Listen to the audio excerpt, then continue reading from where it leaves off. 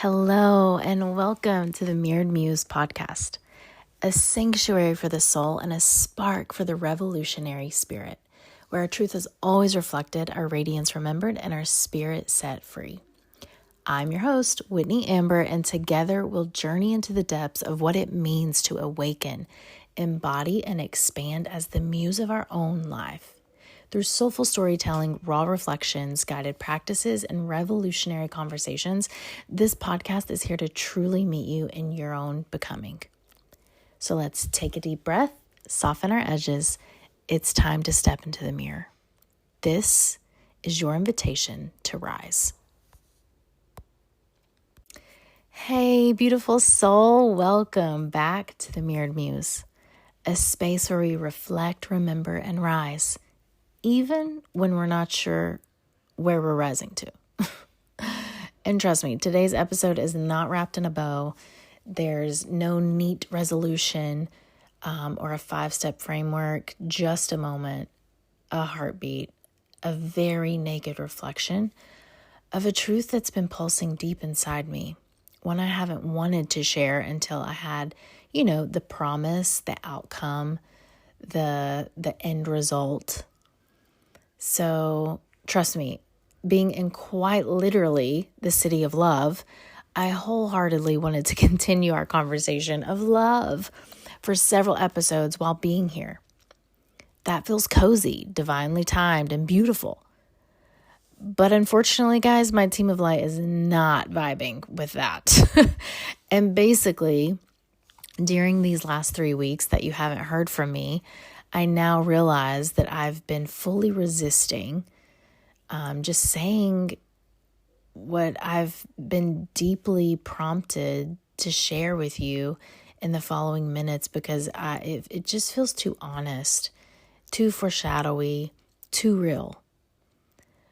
However, they know that not getting much sleep definitely gets my attention. So after several nights of poor sleep, and just so much frustration and what felt like a creative block, my ego has finally surrendered and has waved the white flags. So here we are. Thank God. And finally, today, while at a cute little cafe called Merci Used Book Cafe, it hit me. It completely dropped in. This thing that was so clear and said, Whitney, you're actually in your own way. The very thing that you are terrified to share is the exact key to unlocking the rest of this unfolding and journey you're on. You're in the middle, so share the muse and inspiration from being in the middle. No matter how messy it feels, it's honest. Give it voice and take back the power from fear. Love it. Love all of it, the mess and the magic, the both and in this moment. That's the secret. That's the magic, the sauce, if you will, to navigating the middle. So speak to it. And friends, here we are. And first, let's just go ahead and give voice to this fear. Right now that I've honestly been wrestling with on and off since March, because most recently, it's gotten way too loud for comfort. This fear has been telling me time is running out, money is running out. What if love doesn't meet you in Paris like you've felt to be true? What if Paris is the end of the journey? This fear has been telling me all this travel is in vain and that I'll end up right back in a life that I have now outgrown. Guys, what this fear is really reflecting on a much deeper level is my lack of trust in the universe and myself. But we're not going to go there just yet. I don't think we're ready for that. Maybe it's me. Maybe I'm not ready for that. But I'm aware. Awareness is key. So I bring this up because the reason this matters is because I was not planning to do any of this travel. Yes, it had been on my vision board. Yes, Bali had been calling me for a while, but I wasn't planning to do this travel. And after weeks, really months of meditating in Chicago after having quit my job, it quite literally woke me up one morning. And call it source, call it intuition, call it whatever makes you comfy. But it was clear and specific. and it just said, Whitney, go. It's time. Just get to Bali. It also told me the exact steps of how I was to make it all happen, which 1000% goes against everything, quote unquote, American economics. And I'll just leave it at that for now. But it resonated deeply. It felt true. Also, B, I was terrified, of course. It was wildly risky, to say the least, but the signs and synchronicities, wilder than that, and our imagination, held me for about the 4 to 5 days it took me to work up the courage to trust it and to take the steps, the exact steps it told me to take. I knew to my core that my wildest dreams, the most authentic version of myself, liberation, quite literally, and ultimately is what lived on the other side. So, well, I get to Bali and I received the download for the Mirrored Muse just within a few weeks, which was huge. Everything else has just been unfolding, which led me to many, many beautiful and divine encounters, which led me to Spain and now Paris. And both were never a part of the plan and only unfolded due to having been in Bali. So fast forward to right now, 10:06 p.m. Paris time on July 29th of 2025. Led by very clear intuitive prompts, I now have let go of quite literally everything possible tying me to the life I've outgrown. I have some very cute clothes that are now more aligned with this new version of me.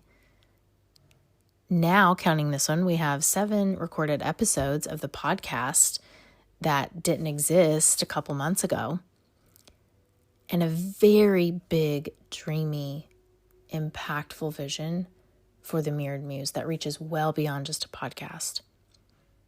So here we are, still on the journey, right smack dab in the middle, with a whole lot of external uncertainty. And yet this deep internal knowing and certainty that it's all unfolding just exactly how it should. It's both and simultaneously. So we'll see what happens. It's alive, that knowing, that certainty. And yet, again, I'm still in the middle of it all. No big breakthrough to announce yet. Just 2 really exciting offers that I've been working on and can't wait to share. But a whole lot of uncertainty on the outside and a deep knowing within. That's it. And some days that knowing shows up in bold glimpses, guys. Truthfully. Like the other day when I put on an outfit I never would have worn back in the States. It was an ivory button-up fastened with just one single button over the girls, paired with leopard print shorts, they had sneakers, and a wide brim hat. It was given like Parisian Muse meets hipster goddess. It was bold, it was new, but it felt like so much me.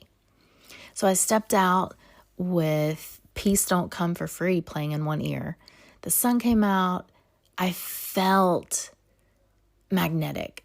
I felt heads and eyes turning. I'm just being honest. And when I finally got to my favorite bakery, the cashier smiled and said, "Here, Whitney, have a juice on the house. I think you'll love it."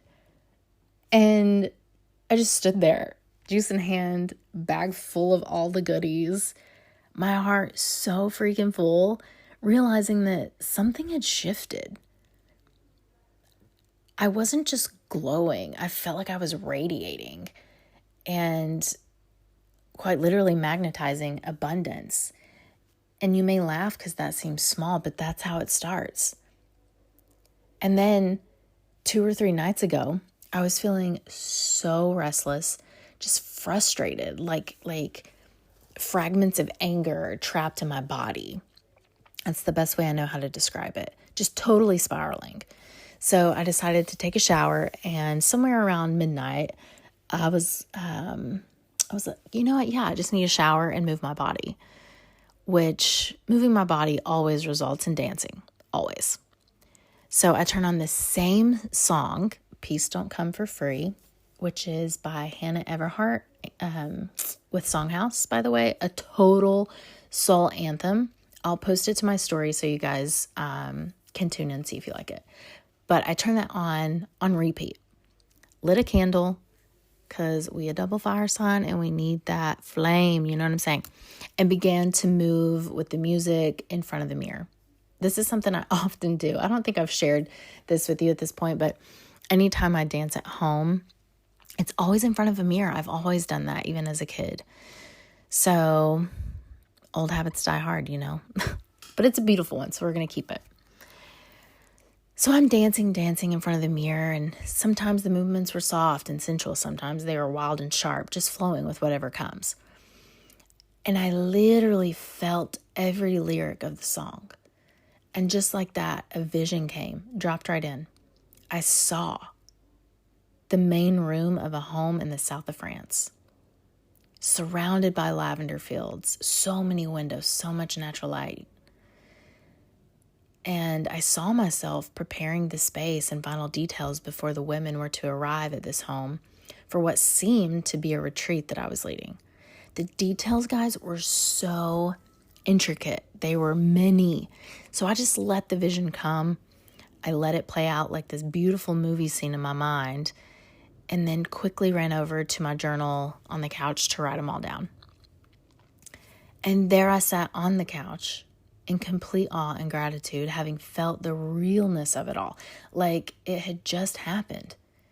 It felt so near, you guys. And then in that moment, I remembered, oh my God, I had written a letter to myself just a couple weeks ago in Spain that was channeled from my higher self's point of view. So I'm like frantically flipping back all the pages to this letter where I find the details from the vision, and the details from the letter were so very aligned. I just started crying. I'm not kidding. It was almost like I was so stunned, but not. I was feeling, I just started crying. I couldn't even speak or write anything. I just started crying, which to me felt even more real. So when I say this internal knowing is real, it is real, and it's very aligned, and it shows up in many different ways like this.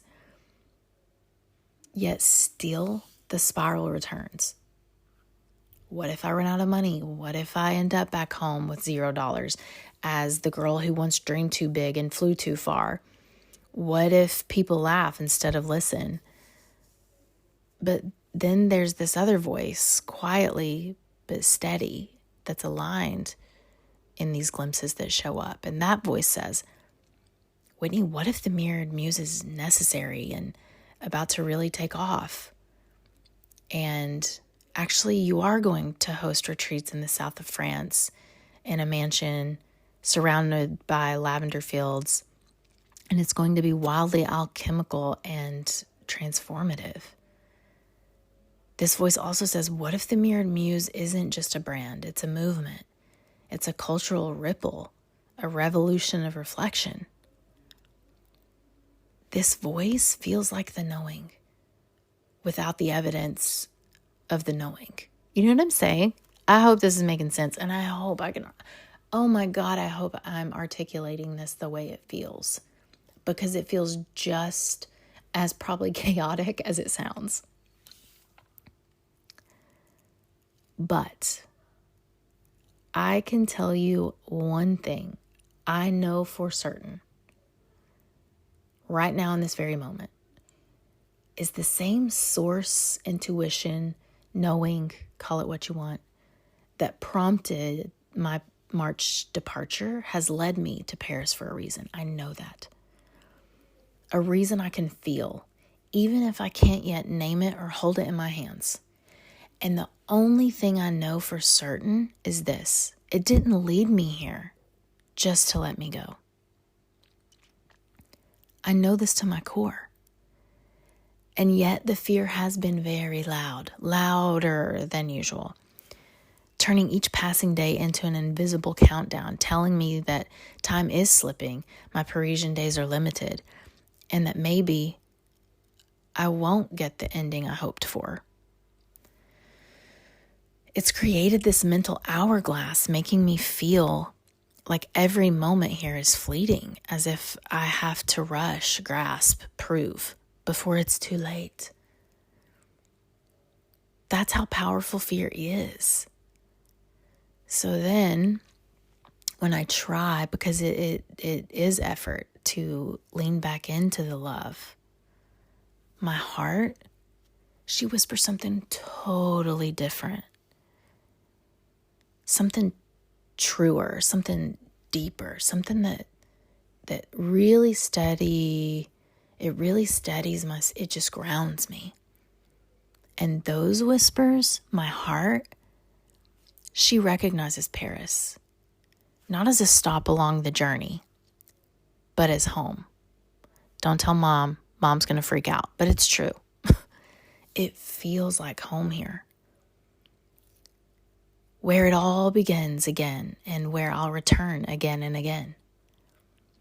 My heart, she tells me that love is here and actually very near, that art is being brought to life through me and the encounters I'm having all along the way, whatever that means.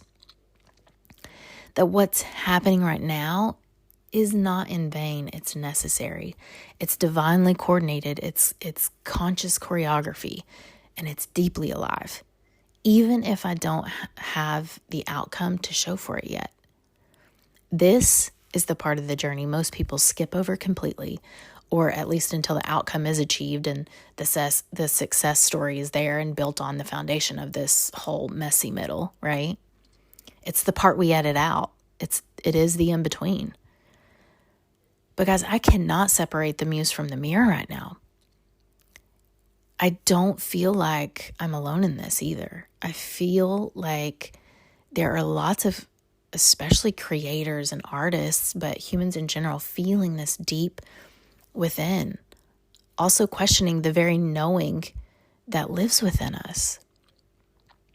Right now, the reflection staring back at me is imperfect, unpolished, and so very human. It's uncertain and also certain to the core, certain that the way forward is new, and telling me over and over, reflecting back to me that this way forward, it's painted by the artists, the feelers, the healers, the lovers, brought to life only through the heart, because the mind can't quite believe it yet. It can't catch up. The mind is the way of the past. This reflection, it's magical. It's also a little terrified. And it's honest. And that honesty feels hard to find sometimes. So this is me offering you a glimpse of my becoming. Not because I figured it out. Because, well, I haven't. And maybe you haven't either. I'm just so committed to following the knowing that lives deep within, to letting the art lead, committed to this, to feeling through it all. And right now, I can't see past right now. All I know is I'm exactly where I'm supposed to be. And, I guess we can find out together what actually unfolds and happens. I have a feeling that it will be way better than I even imagined. So maybe you're also in this space between the exhale and the inhale, the ending and the beginning. And maybe, just maybe, this in-betweenness is the moment. The moment things shift, the moment of magic. Not the pause before life begins, but the proof that it already is and continues. So wherever you are right now, whether it's in the clarity or in the chaos, in the softness or the stretch, I hope you know, please hear me, you are not behind. You're exactly where you're supposed to be. And you are definitely not alone. Hello. Here's a sister who is in it with you, shoulder to shoulder. And you most definitely are not done, are not finished. The in-between is not a detour, guys. It's the path. It's where everything valuable and vulnerable lives. And it's leading you, it's leading me, it's leading all of us home. Back to our heart, back to our purpose, ultimately back to love.